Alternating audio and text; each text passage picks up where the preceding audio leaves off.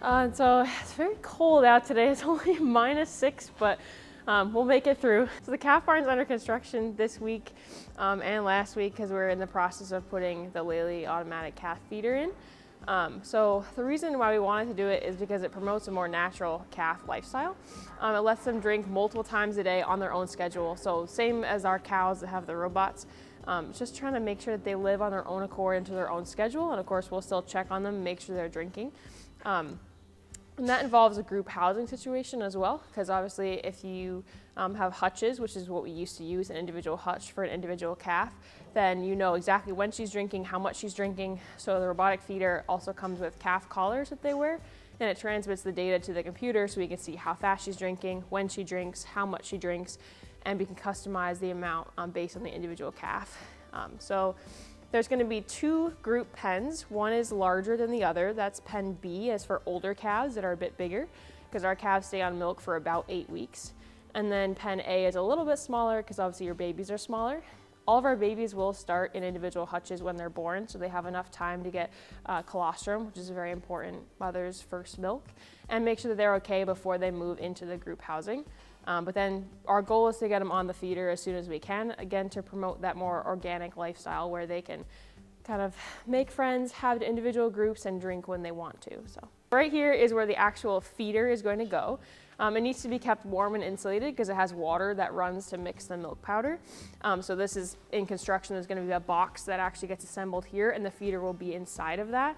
And there'll be a door on the concrete curb there, which we can enter and exit through to refill the feeder. And then obviously where you see the railings, that's the edge of the calf pen.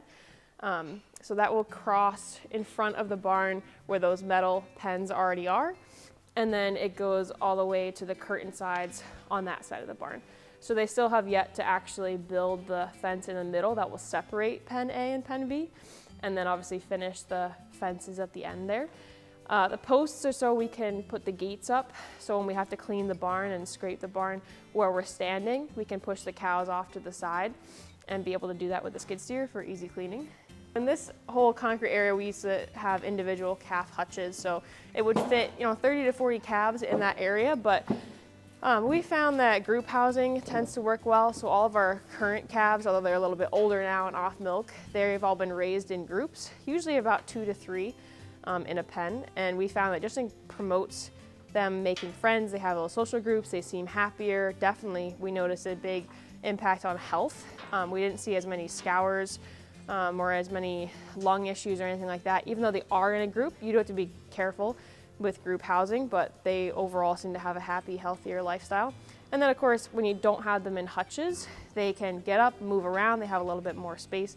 These guys we'd like to put in a bigger pen now that they're getting a little bit bigger, but still we feel it's better than hutches, which is the goal of creating the big group pens on the milk feeder as well. So these pens used to be for our older heifers before they moved down to the heifer barn, but right now, because those pens are not in place, we have some calves drinking on milk that are living in those pens too. So scours is what we call diarrhea. So it's very common in calves, especially Jerseys, and there are multiple different reasons why they could scour.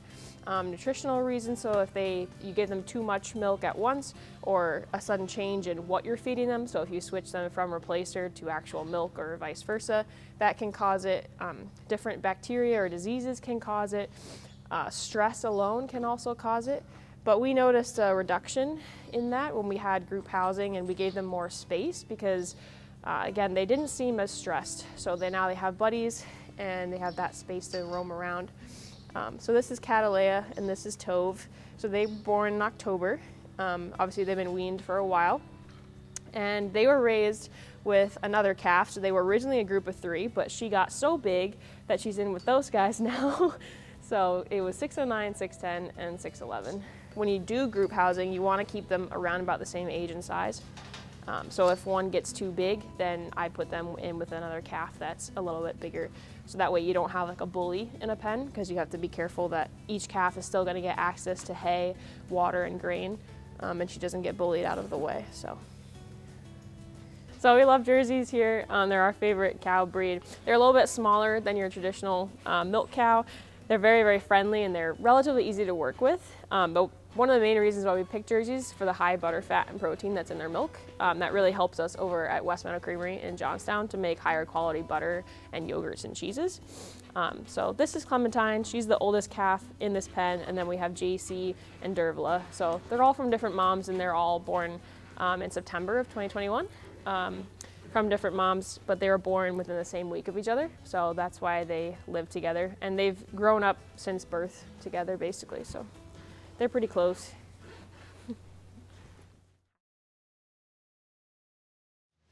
Left side. Hi.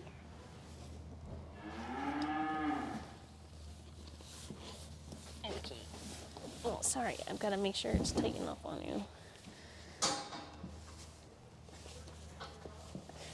These things are difficult to close.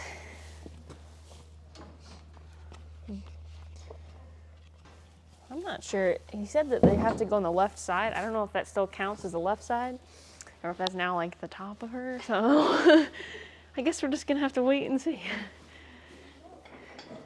So I don't know if I can move the position of those rings. Oh yeah, this is Mowgli. She's the youngest one. And this is Shanna. She's like a week old and she's about 3 days old. So. And left side. Do the classic fashion. Yeah. Don't want to do it wrong. Oh. Okay. Hi, baby. Let's. Oh, you're hungry too. This is good. Yeah. Ooh. Okay. You gonna learn how to use it? It's very exciting. He's so cute. And you get to leave the hutch. That's even more exciting. Oh my goodness. And you get friends.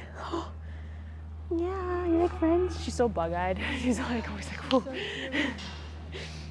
So okay. Just trying to get this ring to sit on right because it's not a... I need this to be more on her left side.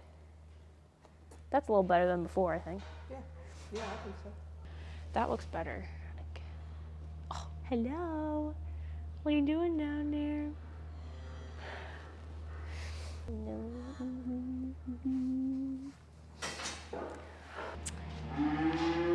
And now, I guess I wait for sawdust.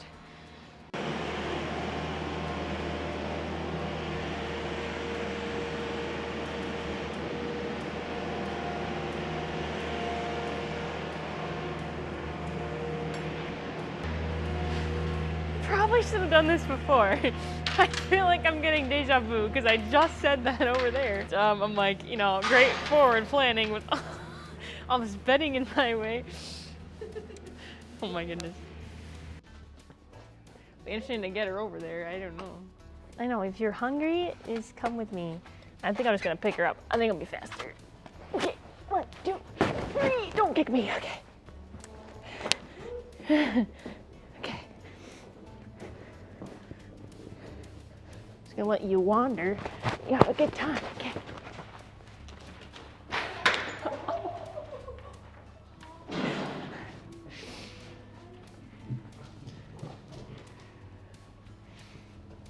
Just don't let her come this way like at the other. That thing looks like her collar came loose already.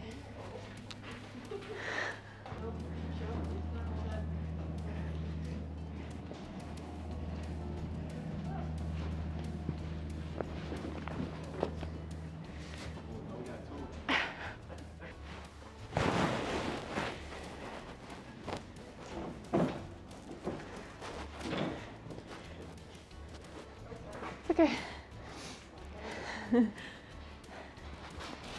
Okay. There we go.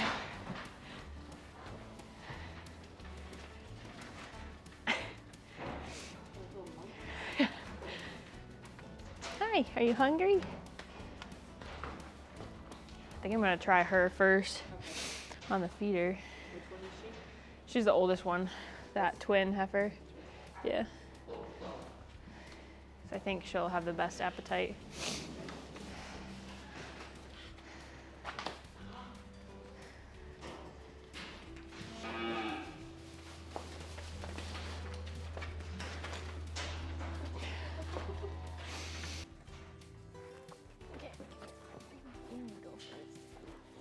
She came from the hutch, so she had a very rambunctious time running around the pen. So you know yourself, if you go from not exercising to exercising, sometimes you get a little out of breath. So that's why she seems to pant there for a couple seconds, but she's all good. Oh yeah, she's 2 weeks old. So she's the oldest calf in the pen. I figured that she would be the first one to try because I thought she would be the easiest one to get on there. She has more of an appetite, and she was definitely by far the vigorous feeder on the calf buckets. But she wasn't used to the stall. The nipple was a little lower than she was being fed before, so that's why she's kind of trying to lick my hand there because she's used to feeding higher. And this was the very first calf we loaded into the feeder, so I didn't really know the best way to teach them. At this point, the box that the nipple sits on was loose. The Lely technician hadn't secured it, so it kept falling down, so she didn't know how to pick it back up. And the green button that's on the side of the black box there can be pressed to cause milk to shoot out of the nipple, but I'm not a big fan of it because it is a very, very aggressive stream. I think it's too much for them. As you can see, it just shoots right out there, and it doesn't really help her learn how to use it. So because she was my first calf, as I went on, I kind of changed my tactics and definitely noticed some improvement by the time we got to the third calf. So she was just a little confused and didn't quite know how to get on there herself. And the Lely technician was on the other side trying to help me, but it didn't really work, so we decided to give her a break to not stress her out or confuse her, and moved on to the next calf. It was a little challenging too because they just wanted to run around and play, and so they enjoyed that more than necessarily eating, even though they were hungry. So and this is Shanna. So she's the second oldest calf in the pen. She's 10 days old. So this is, again, the second time I was trying to use the button, and it was a little complicated because I wasn't sure the best route to take. So I was trying to keep her in the box and show her the nipple and then use the button. But luckily, she kind of figured it out on her own. So that made me very, very happy. But, you know, they come off because they get a little confused. And even when you train them on buckets, they still will come off the nipple because they get confused or they want to take a breath. But one difference with this new nipple that made it a little tough for them was that it was longer and a much firmer teat than what they're used to. They're used to about half of that length, and it's much softer. So it takes a lot more for them to suck on that nipple. And it's a longer milk line because they've got to suck through the line to the nipple instead of just drinking right from the bucket. So then we tried the third calf, which is Mowgli, and she's 4 days old. And I thought she was going to be the hardest one to get on there, but she did pretty well.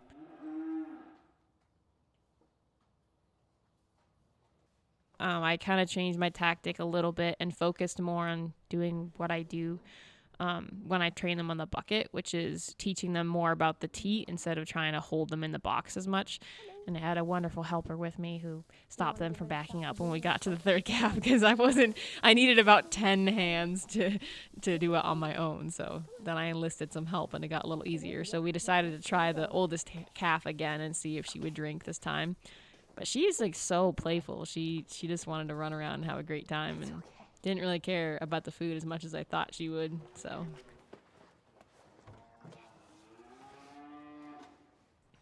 And I'm a big believer in not pushing them. I think if, you know, they show you that they don't want to eat, then just give them a break so they don't get stressed out or worked up or learn that the box is now a bad thing. So training calves is you have to have a lot of patience in general, like bottle feeding a newborn, then transitioning them to a bucket feeder. But if you have an aggressive calf, like calf that wants to drink, usually transitioning from the bottle to the feeder is not too challenging. We usually use what we call milk bars, so they're quite soft teats. But this is all new. Like they have to go into the box. The nipple is much longer and tougher, and they're just not really sure what it is. So it's a lot of adjustments for them at once. But it's just a patience game. At least we got one. Okay.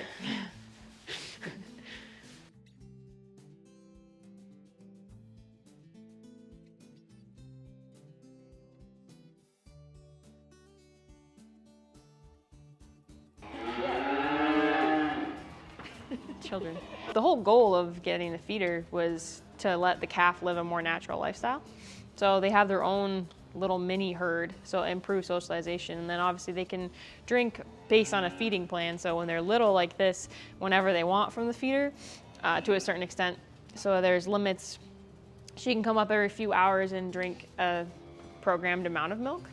So instead of feeding 2 or 3 times a day, they can drink 6, 7 times a day, which is a lot more natural for them. They've got small stomachs, so you don't want to feed too much at one time. So we're just trying to promote the more natural way of life for them. So it's the very first day the feeder's actually up and operational. So there's a training curve. Thank you, Dervla. There's a training curve for us as well as them, because obviously for them, now they have to feed from a stall. They've never seen that before. There's a whole new nipple. So it's a learning process, but they'll get there. And then obviously learning process for me, because I've never worked with this machine before. So I've got to learn about all the settings and how to calibrate the machine, and then how to train them. Because obviously, training them, I have to be trained on how to train them. And these feeders are not super common right now in our area, so it's not like something that everyone knows how to do. So I'll do some digging and see if anybody has tips, because that's one thing we found. One thing we found with the robot too is that not only do the cows have to learn the robot, but we have to learn how to teach the cows how to use the robot. So it's the same for them. But I'm pretty excited. I think once they get it, it's going to be really good. Getting them to get it will be tricky, but patience and time. And yeah, we'll see how it goes.